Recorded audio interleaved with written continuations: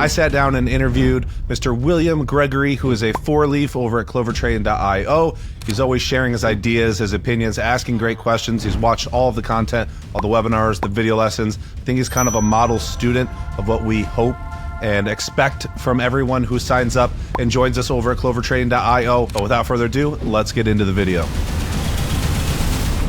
Hey everybody, my name is William Gregory. First really got into trading probably 2019, but that was basically when I got off work. I got off work about 2 p.m.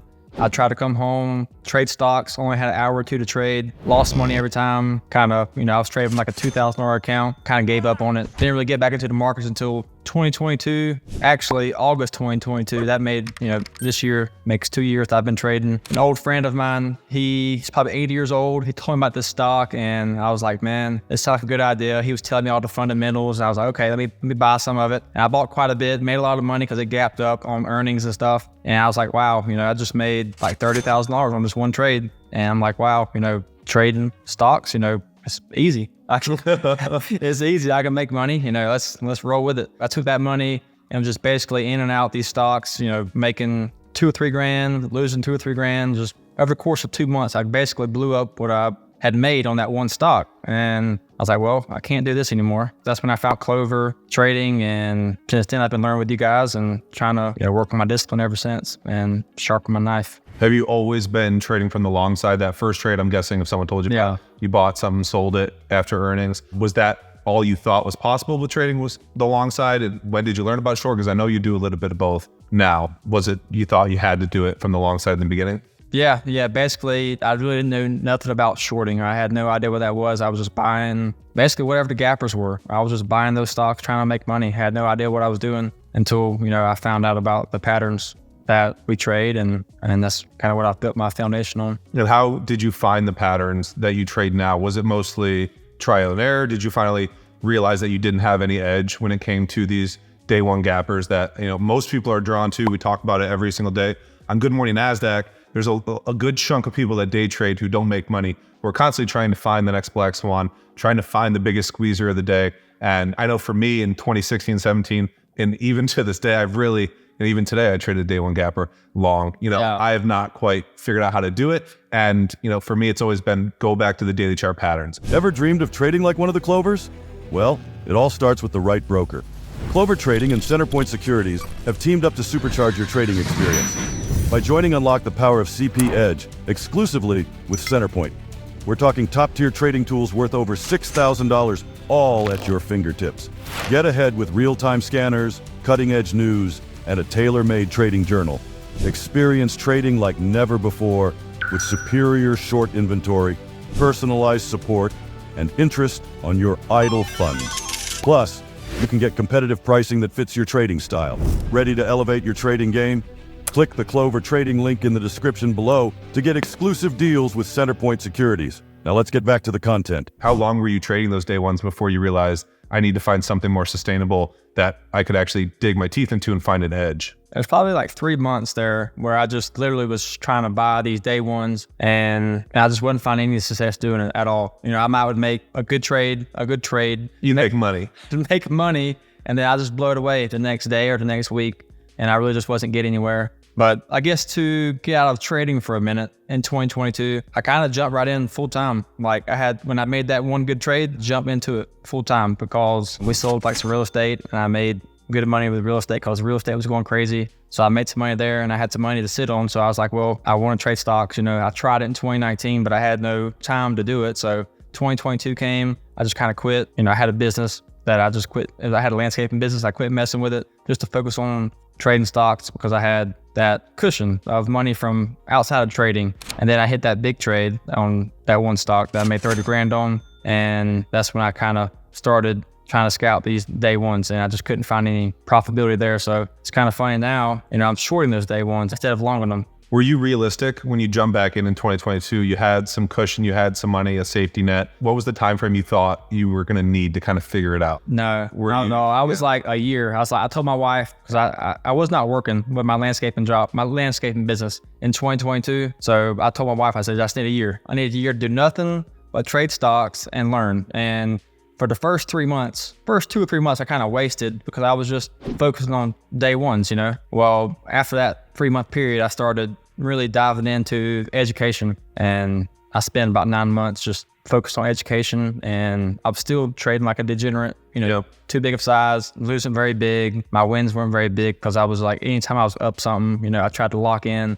and just never mounted up to how much money I was losing. Well, 2023 came and it had been a year, and I was like, have nothing to show. Yeah. I wasn't down a lot, but I was also not profitable, not bringing any money, you know. And not feeling like you were actually getting better. Yeah, we just had a newborn, so she was like a year old at that time, and I was like, well, I got to figure something out.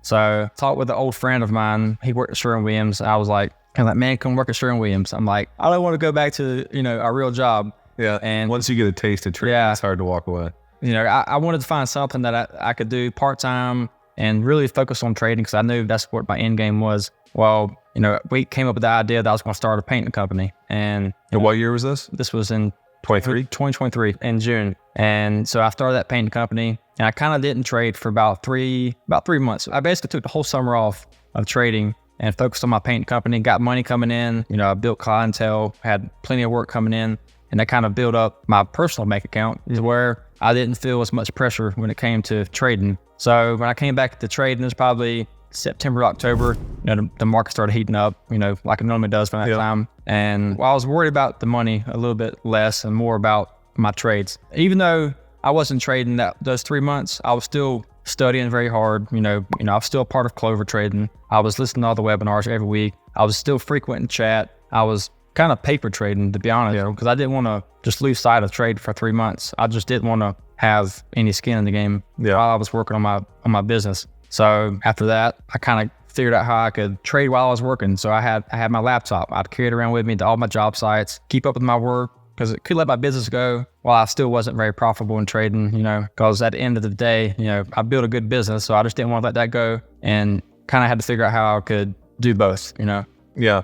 Do you think that diving into a new business where you're in charge of, right, you run it completely, like, it's all on you, and do you think taking a break from trading after that stretch where you weren't making money to running a business opened your eyes to maybe I wasn't taking it very seriously when I was just trading? Yeah, exactly. So that's a good point, because when I came back into trading, I did treat it much more like a business. You know, I started tracking my trades. I never tracked my trades before I had my business. You know, once I came back into trading, you know, I funded my account $30K, and I started tracking my trades and my yearly or my monthly P&L.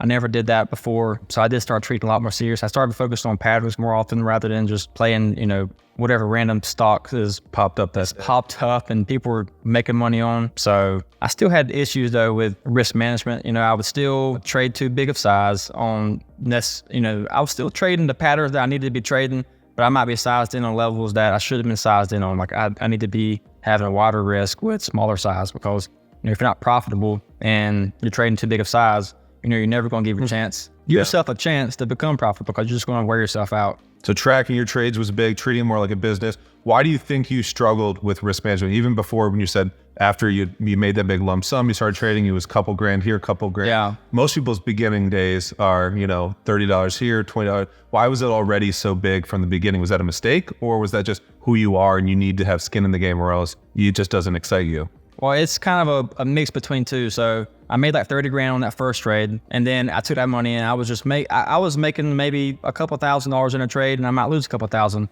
And it got to the point where my account was like at 80,000. So I had grew my account quickly, like in a month period. And so I got the sense that, hey, trading is not hard. Yeah. Well, so why would I go small? So why would I size down? And then that's also in 22. I think it was after August whenever it got really, really rough in 2022. So not only did the place slim and day one runners, you know, quit running so much, you know, I had trading big size on something I didn't even know what I was doing. So you think you caught a nice run while you were still getting your footing and learning with too big a size, and then when the market shifted and you hadn't seen enough, you know, you're talking about a year of experience versus someone who's been through bull markets, bear markets, you know, different presidents, different cycles and sectors. And so when it switches, if your risk management's not together, you're going to probably lose more than what you made when things were good. Right. And so risk management, even to this day for you, is difficult. We talked about it earlier. You traded in my office today, and you were talking about some big red days you had over the last month. Yeah. And I asked you, how much are you risking per trade? And you didn't really have an exact number because I'm like, if we're risking 500 trade, how are we having negative 10K red days? Yeah. Because it just shouldn't happen. Right. So let's talk about that kind of your swings. You're overall profitable. You've obviously, gone on some roller coaster rides where we talked about the boot camp in I think earlier this year where, you take the train from South Carolina to New York instead of flying, and it ends up costing you $10,000 or $15,000 because I think you're a little degen at heart. Yeah. And you mix that with someone who doesn't have the best risk management skills. Yeah. I think overall you're a great trader, but it's like you're not defined about what you do when things are good. You're defined about on the moments when things go wrong. You get the bad gap ups or the bad gap downs or the halts, or you take some slippage. Like, is it disastrous or is it just another a red day? And it seems like on your bad days, they get a little out of hand. You have to work for so much longer to get back to where you were. Like, why do you think that is right now? And what are you doing to work on it going forward? And what can anyone who struggles with, 3 months of profitability, one bad trade, back to square one? Yeah. So I guess my problem is when I came into the game, it's 2022 and now we're 2023, 2024. My problem was everybody wants to get rich quick. Trading, there's a time and place where you can make a lot of money and in a short amount of time. But if you want to be here for the longevity, you need to have that risk management. And like I said, I'm still working on it. Like, I should not be losing over $2,000 in a day, and that's four losses because I'm risking $500 a trade. Well, just last month, I lost $3,000 2 different days, and one day I had a bad day. I lost $12,000. Well, that's from going back to my old tendencies of just trading too big of size, thinking that I can get a good average, and then if I get stopped out and the trade starts working again, wanting to get back in, and then try to have that same size at a higher average, but risk something lower, and that's just not the way you can trade. Have you thought about doing any hard rules with yourself? I know you're constantly, working on your patterns and stuff, but have you done anything from a risk management perspective of like, maybe it's every trade I can only lose 500, like specific punishments for yourself if you break rules? Yeah. I know you talked about your no patterns being down, you're down like 40,000 no pattern trade. Right. Yeah. On the year. So I got a couple rules that I'm putting in place. I definitely don't want to play any more no pattern trades, and I want my red days to be smaller because a lot of times I might be risking $500 per trade, but I might take that trade 5 times. So it might put me down $2,000 on the ticker, which is, and when I put it in my trades, it's an oversized loss because I over traded the ticker. So, I'm going to not allow myself to trade a ticker more than 2 times. I'm gonna give myself 2 tries, risk $500 a trade. If I get stopped out, I get stopped out. And sometimes I'll stop myself out sooner. If I see the trade not working, I'll get out, and I won't lose that. I won't lose that 2 trades. I might only lose like a little bit over $500. So just trying to mitigate those losses as much as possible. Only allow myself to have 2 losses on the trade, and overall just making those red days smaller. And that's the thing. We are not judged on the consist like the 20 out of 22 green days we had that month. It's how bad were the red days and what did we allow ourselves to get away with, and what do those habits mean for us going forward as we do size up? Most people don't realize they're making like, maybe 2020 and 2021, someone did really well, but they did well money-wise, but they weren't really trading the right patterns. They're getting away with just buying higher and higher, not having a real risk level. And then all of a sudden 2022 comes and they don't know how to make any money because the market is shit. Yeah. And they have a bad habit. And if you're growing your account, like you said earlier, it's like human nature to want to size up to make more money. Right. It's the same pattern. I just have to risk double and I'll make double. Yeah. And then all of a sudden you start losing a lot more. And that a very good rule that I think for a lot of people is that how many tries do you allow yourself to take on a position? Because it's really easy. I did this yesterday on the oil and gas stuff, INDO, TPET, USA, where I'm just in and out in a range. I have the FOMO. Once you kind of like allow yourself to go off the rails with one time, it's so much easier to go, okay, this is going to be a bad day or I'm going to save it. Yeah. And so then you go, okay, they're perking. Buy. I feel FOMO. You don't cut. You don't wait for your risk to get stopped. You just sell because you're down. You do it again and again. And you're trading in a range and you're buying the top, selling the bottom. Right. Or vice versa. If you're short, you've taken it 5 times and maybe they were half R each time, but you still end up down $2-3 risking 500. Exactly. And the trade did nothing. And so I do think handcuffing yourself with some sort of rule, and all you have to do is look at your mistakes or like, what happens on the big red days, right? For most people, most days are good. You follow your rules most of the time. It's easy sometimes when you get in a rhythm to follow your rules. It's when the market tests you. What do you do? Yeah. And if you are honest with yourself, whether it's a trading journal, whether it's tracking it, that you said oversized loss or oversized position management, and you look at your psyche and you go, what was going on that day? Maybe how did I sleep that night? Like what was going on in my life, or just like what led to it, right? Was it one regular loss that just tilted me? I lost 1 R, but I really wanted to win on it because I thought it was A+. So then I started trading the gapper of the day, trying to scalp it. And all of a sudden I'm trading outside of a pattern, outside of the stocks I'm supposed to, outside of my watch list. And that's what caused the loss. And I think a lot of people can benefit of just like, most people want to avoid thinking about those days because they're hard to handle and rough. But in reality, those are the days you should be putting all your attention on because you know how to trade a breakout when there's a good breakout. What happens when there's nothing and you find yourself trading 5 stocks? Right. So basically, that's a good point. It brings me to like the patterns I trade. Like, in my trading categories, I got like 7 or 8 patterns that I know how to trade. Well, I'm narrowing it down to 3 patterns. I'm only trading 3 patterns, because if I have my focus across 10 different patterns, it kind of, if I have a good first red day pop up, I might be, distracted over here on a play that, my win percentage might only be 40%, but my win percentage is 60% on my first red days, but half my attention's elsewhere, then, I might not trade that first red day like I should be. So what are the patterns that you're sticking with right now, the 3? So the pattern I'm sticking with is, well, for one, I'm trying to eliminate pre-market trading because sometimes if I start losing a pre-market, it just carries on into my day and it'll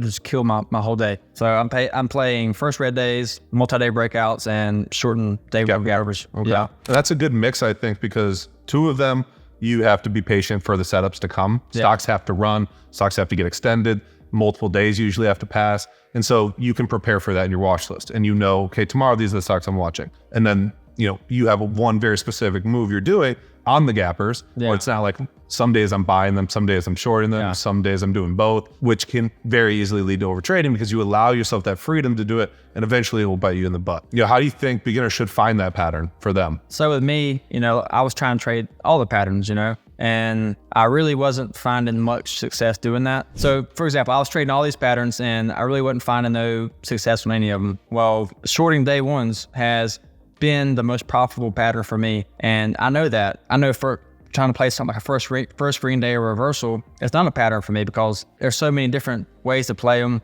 And with my mind being on other patterns and not really focused on that pattern, I lose a lot of money there. So I just know when I'm shorting day ones, I kind of read the price action and, trade them accordingly. So, and it just fits me. Like for some reason, whenever I see the gappers and I kind of can judge the way they look and where they're trading, I'm comfortable trading them. But I'm not comfortable playing like a reversal. But I think when you find your pattern, you can feel if that's something that you need to be trading a lot of, or is everybody else trading it, so I should be trading it too. A lot of times you got all these people wanting to buy these day one stocks, and they're up for a reason. They're not just up because they're good companies. If you're buying it with everybody else and you're getting stopped out and want to buy again because you think it looks good, well, just because it looks good don't mean it's gonna go up. And that's something I had to learn. Like I remember asking myself, or really asking you guys, like I'll be watching webinars, I'm like, how do I find my pattern? And it's just, you're kind of lost as a new trader. If you're not making money, how do you know what to trade? If it's you, if it's the pattern at the time, the market, it's the market right now, if I'm doing something wrong, if I'm not risking the right area, or if I'm not selling at the right times,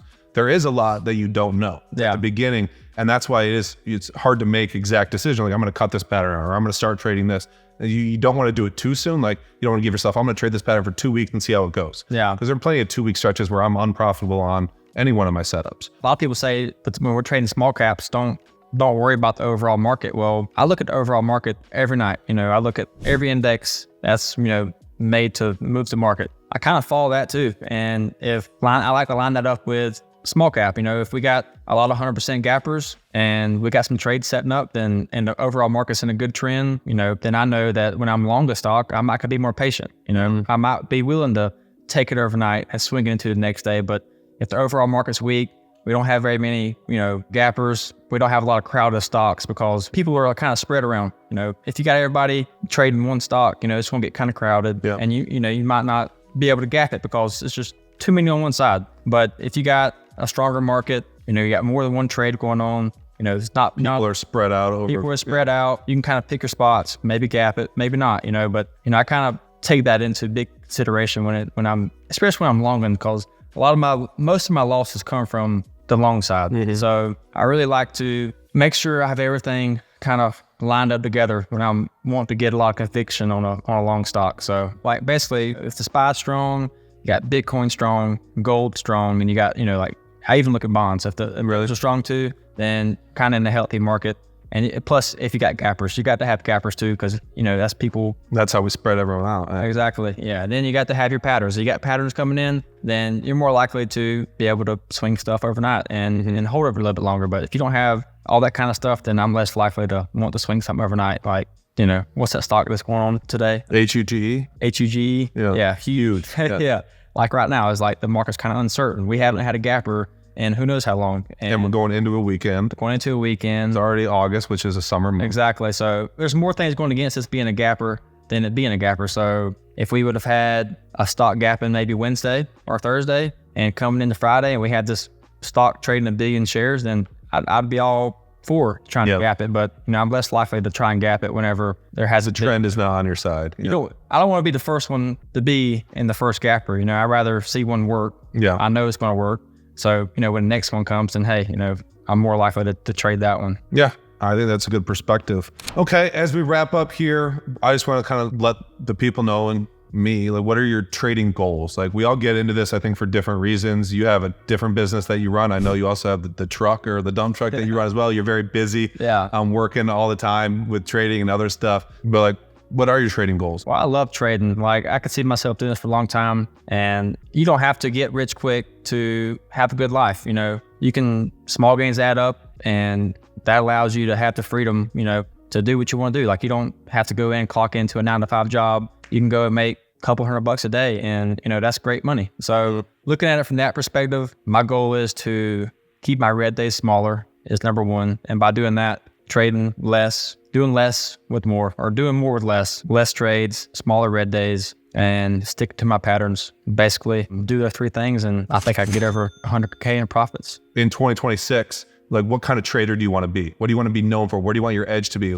Where do you want your mindset to be? You mean like trading, like pattern wise, or just? You'll never know about patterns, but like, I don't even know dollar wise, but like, I want to be like super consistent. I want to have green months every single month. I want to have my losses a certain ratio to my winners. Like, if you could correct all the issues you have, what is that? The only issue for me would be just correcting, like, control of my losses. If I can just focus on controlling my losses, then in 2026, everything else fall in place. Yeah. All I have to do is worry about controlling my losses, because I know how to trade. That's not the problem. I just have to control the red days. And I'm doing a lot better by that, by sticking to set risk and only allow myself to touch the stock twice. So yeah. And I would think that is kind of like golden advice for anyone, because we've talked multiple times how important risk management is, but until you really track it out and you look at your trajectories and how much no patterns have cost you, or how often over trading costs you, you actually put a dollar amount on it, and you realize maybe you would have already crossed 100K if you weren't making the mistakes, if you didn't oversize, if you didn't take the train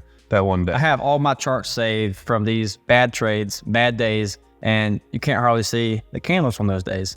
And then like yesterday, I was on the plane on the way here. I made 2 trades, made like $2,000.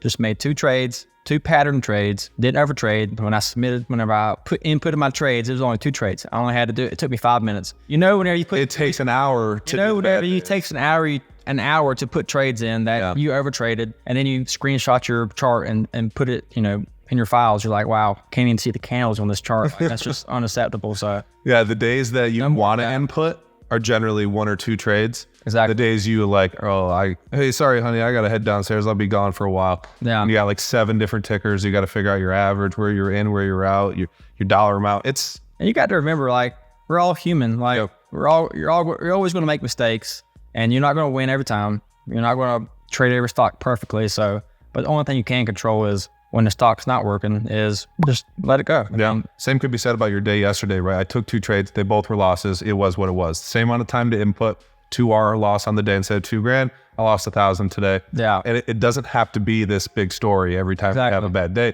It can just be, I traded the patterns, they worked, they didn't, and we move on to the next day. Exactly. And that's like the kind of trader I want to become, is just like that nonchalant, just chugging away, chugging away. Trading is like a reflection of yourself.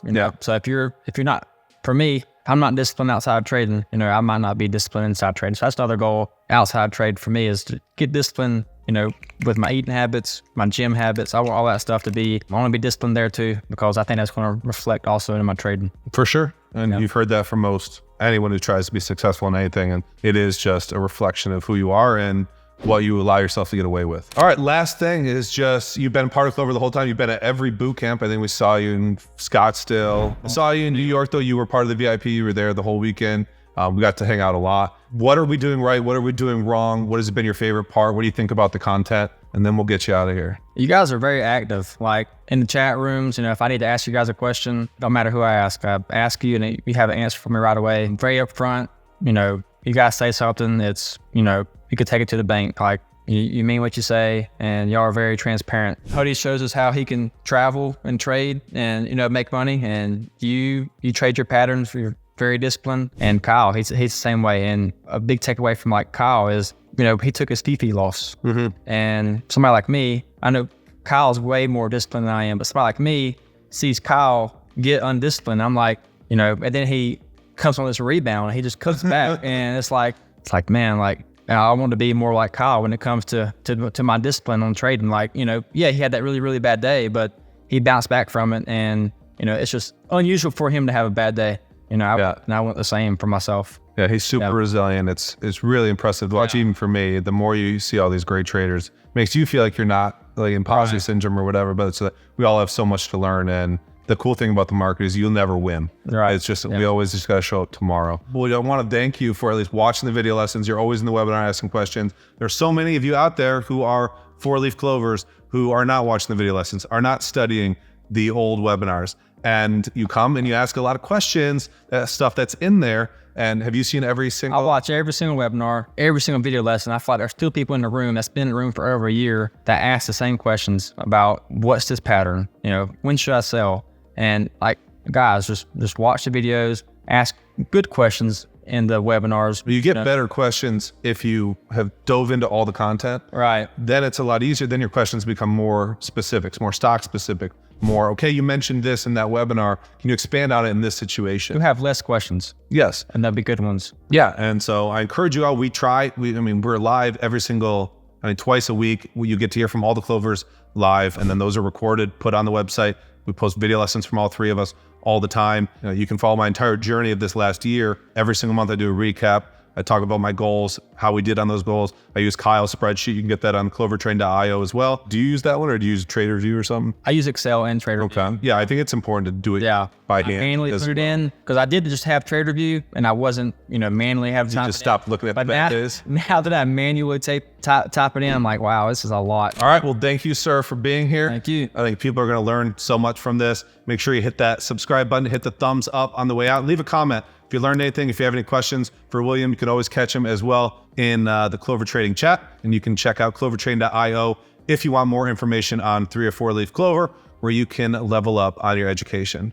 We will see you guys in the next one. Peace.